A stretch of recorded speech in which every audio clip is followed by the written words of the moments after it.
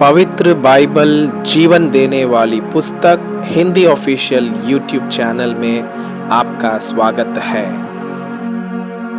हमारे वीडियो प्रतिदिन प्राप्त करने के लिए कृपया हमारे चैनल को सब्सक्राइब करें और नोटिफिकेशन आइकॉन भी दबाएं।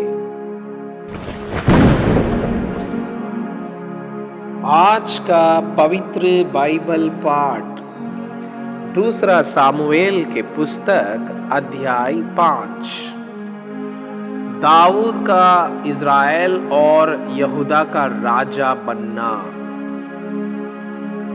तब इज़राइल के सब गोत्र दाऊद के पास हेब्रोन में आकर कहने लगे, सुन, हम लोग और तू एक ही हाड़ मांस है।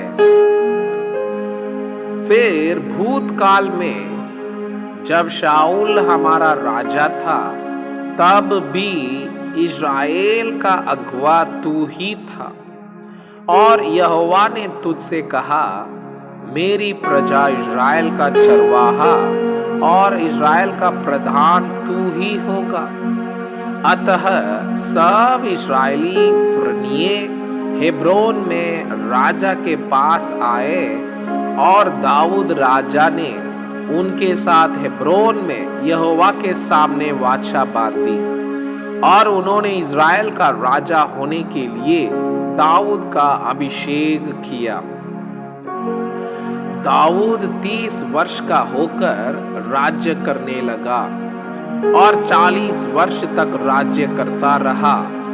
7.5 वर्ष तक तो उसने हेब्रोन में यहूदा पर राज्य किया, और 33 वर्ष तक यरूशलेम में समस्त इज़राइल और यहूदा पर राज्य किया।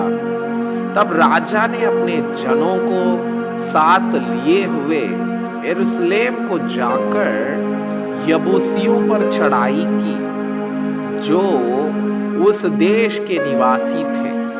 उन्होंने यह समझकर कि दाऊद यहाँ घुस ना सकेगा, उससे कहा, जब तक तू अंधों और लंगड़ों को दूर ना करे, तब तक यहाँ घुस ना पाएगा।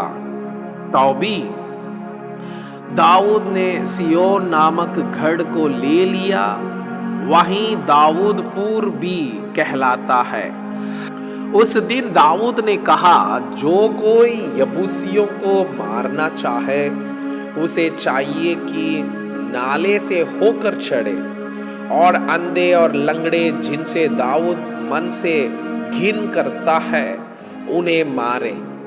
इससे यह कहावत चली, अंधे और लंगड़े भवन में आने ना पाएंगे। और दाऊद उस गढ़ में रहने लगा, और उसका नाम दाऊदपुर रखा। और दाऊद ने चारों ओर मिल्लों से लेकर भीतर की ओर शहरपना बनवाई, और दाऊद की बड़ाई अधिक होती गई, और सेनाओं का परमेश्वर यहोवा उसके संग रहता था।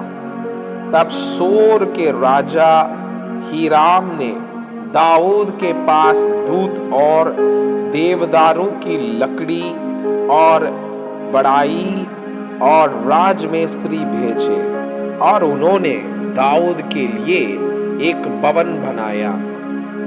और दाऊद को निश्चय हो गया कि यहोवा ने मुझे इज़राइल का राजा करके स्थिर किया, और अपनी इज़राइली प्रजा के निमित्त मेरा राज्य बढ़ाया है। जब दाऊद हेब्रोन से आया था, तब उसने यरूशलेम की ओर रखेलियां रख ली और पत्नियां बना ली, और उसके और बेटे बेटियां उत्पन्न हुई।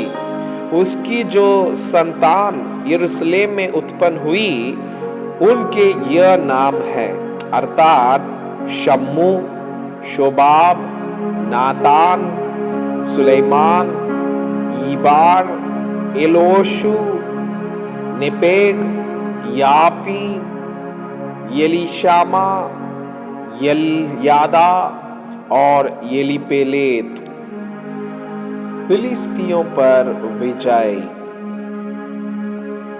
जब फिलिस्तियों ने यह सुना कि इज़राइल का राजा होने के लिए दाऊद का अभिषेक हुआ, तब सब फिलिस्ती दाऊद की खोज में निकले। यह सुनकर दाऊद गढ़ में चला गया। तब फिलिस्ती आकर रफाईम नामक तराई में फैल गए। तब दाऊद ने यहोवा से पूछा, क्या मैं फिलिस्तियों पर चढ़ाई करूं? क्या तू उन्हें मेरे हाथ कर देगा? यहोवा ने दाऊद से कहा, चढ़ाई कर, क्योंकि मैं निश्चय फिलिस्तियों को तेरे हाथ कर दूंगा। तब दाऊद बालपरासीम को गया और दाऊद ने उन्हें वहीं मारा। तब उसने कहा, यहोवा मेरे सामने होकर मेरे शत्रुओं पर जल की धारा के समान टूट पड़ा है। इस कारण उसने उस स्थान का नाम बलपरासीम रखा।